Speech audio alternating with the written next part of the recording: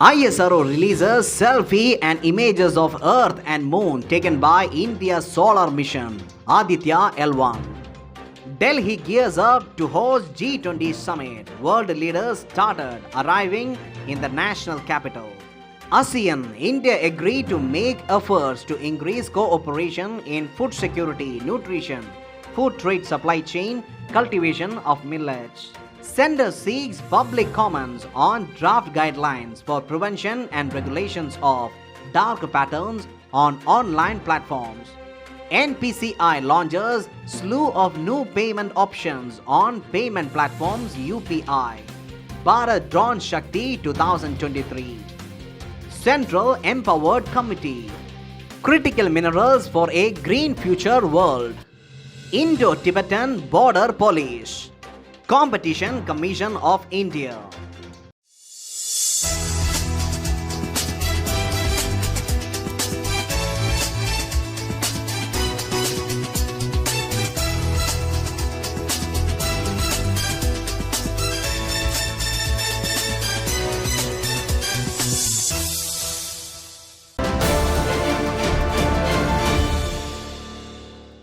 India's maiden mission to study the sun, Aditya L1, has taken images of itself as well as the Earth and Moon from the high elliptical orbit around the Earth where it is currently present.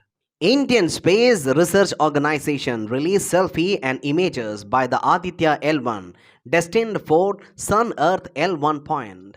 The video posted by ISRO shows an image of a portion of spacecraft captured by its onboard camera. It shows the visible emission line coronagraph that will study the solar corona. The video also showed the image of one hemisphere of Earth illuminated by sunlight, as well as a tiny white speck that the space agency had to point out was the moon.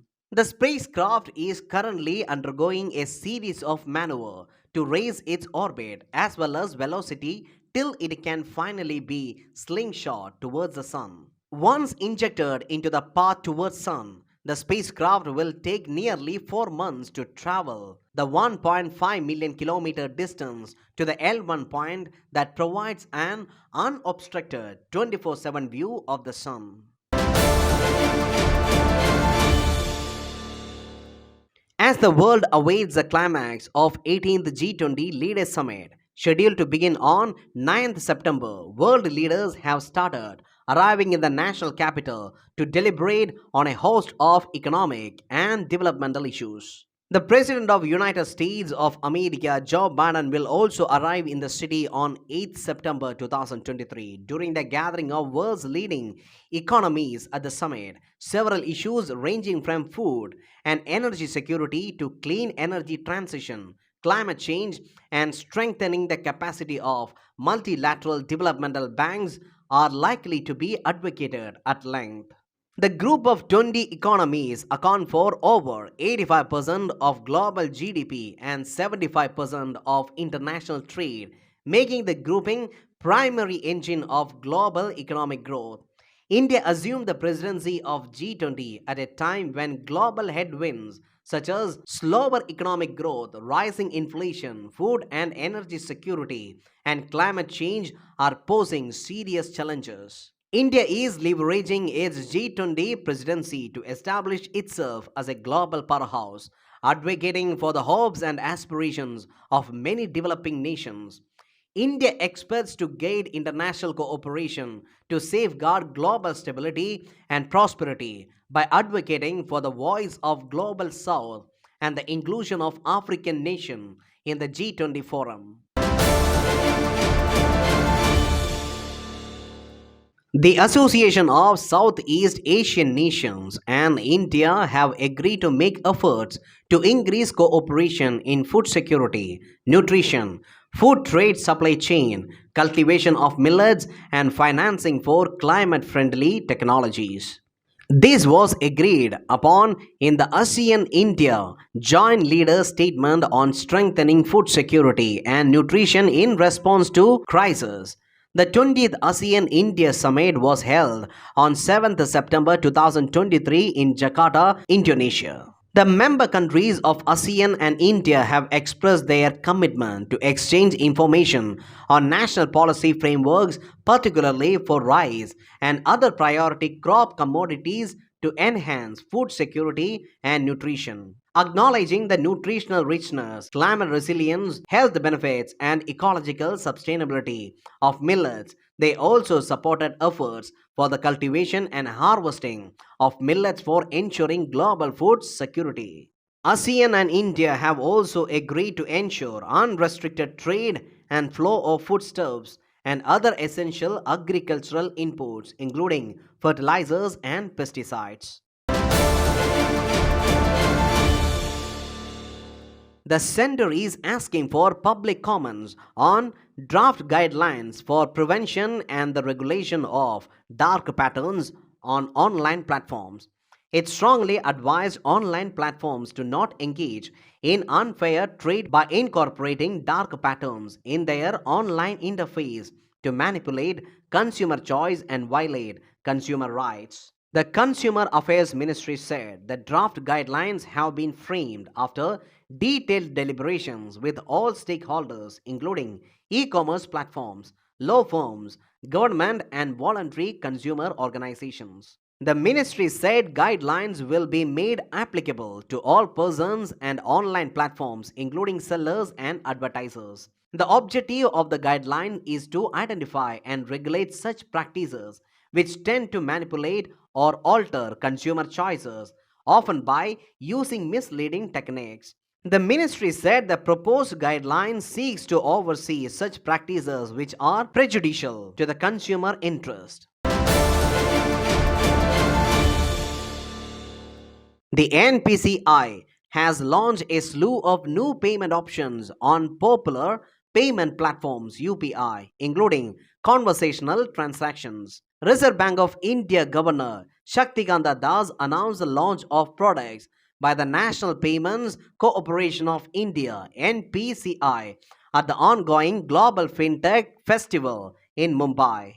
The latest offerings are aimed at creating an inclusive, resilient, and sustainable digital payments ecosystem and will help UPI achieve the target of 100 billion transactions per month. NPCI said it has partnered with AI for Bharat at IIT Madras to co develop Hindi and English payment language models.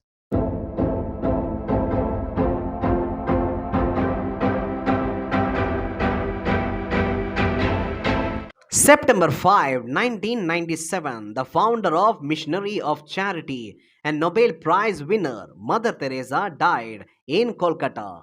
September 7, 1906, Bank of India was established.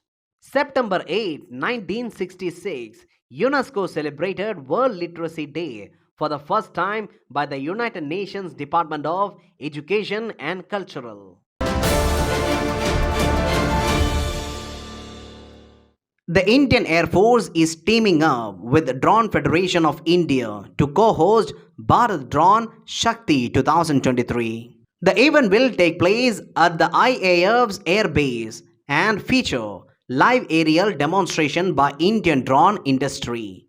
These demonstrations will encompass a diverse range of drone applications including survey drones, agriculture drones, firefighting drones, tactical surveillance drones, loitering munition systems, drone swarms, and anti drone solutions. The event will also witness the active participation of more than 75 drone startups and corporate entities. The event promises to showcase capabilities of Indian drones and provide a platform for networking, knowledge exchange, and collaboration among industry leaders, innovators, and enthusiasts. As India is set to host G20 Leaders Summit in New Delhi, there is a growing consensus on the importance of critical minerals for clean energy transition. The meet could consolidate India's efforts to secure critical minerals supply chains. A mineral is critical when the risk of supply shortage and associated impact on economy is higher than other raw materials. These minerals are essential for economic development and national security, and their lack of availability, the concentration of extraction, processing in a few geographical locations could potentially lead to supply chain vulnerabilities. These are essential for the advancement of many sectors, including high tech electronics, telecommunications, transport, and defense. And these minerals are such as lithium, graphite, cobalt, titanium, and rare earth elements REE. The critical minerals are important to a nation's economic and national security and have no viable substitutes. Critical minerals such as cobalt, lithium, silicon, graphite, and REE are used in clean technologies like solar modules, wind turbines, and batteries. The deployment of these technologies can help meet India's sustainability target of 500 gigawatt of non-fossil power capacity by 2030, as well as the emissions intensity target of 45% below 2005 levels by 2030. Therefore, these minerals can be termed as the building blocks of modern civilization. The Indo-Tibetan Border Police has decided to set up more border outposts and deploy newly recruited troops in Arunachal Pradesh sector of the Chinese frontier. It is one of the central armed police forces of India. The ITBP is responsible for guiding India-China border stretching over 3,488 km from Karakoram Pass in Ladakh in Arunachal Pradesh. Apart from this, the force also has important roles in many internal security duties and operations against left-wing extremism in the state of Chhattisgarh. ITBP also conducts relief and rescue operations as first responders for natural calamities in the Himalayan region. It was raised in 1962 in the wake of Indian War of 1962 for deployment along India's border with Chinese Tibetan Autonomous Region. ITBP was initially raised under CRPF Act. However, in 1992, Parliament enacted ITBPF Act and the rules were framed in 1994. In 2004, ITBP was declared as full-fledged Central Armed Police Force under the Ministry of Home Affairs. Motto of the force is valor, determination, devotion to duty. The Competition Commission of India (CCI) recently released draft norms for the regulations of combinations that would help bring high value mergers and acquisitions with substantial India operations, particularly those in tech sector, within antitrust regulators ambit. CCI, a statutory body of the Government of India, was established in March 2009 under the Competition Act 2002. The goal of CCI is to create and sustain fair competition in the economy that will provide a level playing field to the producers and make markets work for the welfare of consumers. The priority of the Commission is to eliminate practices having adverse effects on competition, promote and sustain competition, protect the interest of consumers, and ensure freedom of trade in the markets of India.